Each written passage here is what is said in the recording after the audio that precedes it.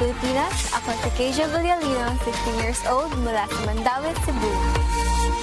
Maagang namulat sa realidad ng buhay si Keisha nang sila noon ay tumira sa Barrio Luz, Cebu City. Pero dahil sa kagustuhang mabigyan siya ng mas maayos na kinabukasan malayo sa gulo, sinikap ng kanyang mga magulang na sila ay makalipat sa mas magandang tahanan. Gusto po nila kami mabigyan ng magandang buhay, kaya sa kanila po ako kumuha ng inspirasyon. 6 na taong gulang si Keisha nang dumating ang isa sa kanyang maituturing na nagbigay swerte sa kanilang pamilya, ang kanyang pinakamamahal na kapatid na lalaki. Nung dumating po si Miles sa buhay namin, marami po kaming blessings na nakuha or na-receive. Meron po maayos na trabaho yung parents ko, siya po yung lucky charm namin.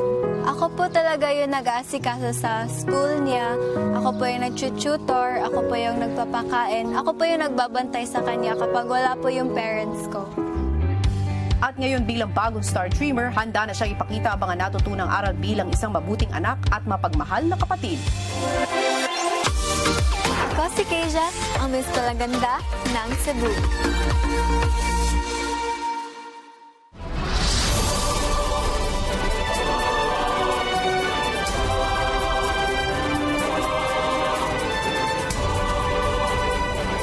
Ang palangganda ng Cebu, Keisha!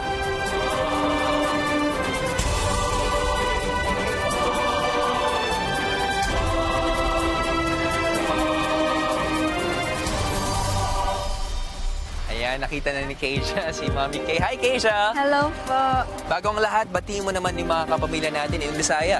Maayong adlaw mga kapamilya. Kamusta lang mo diha?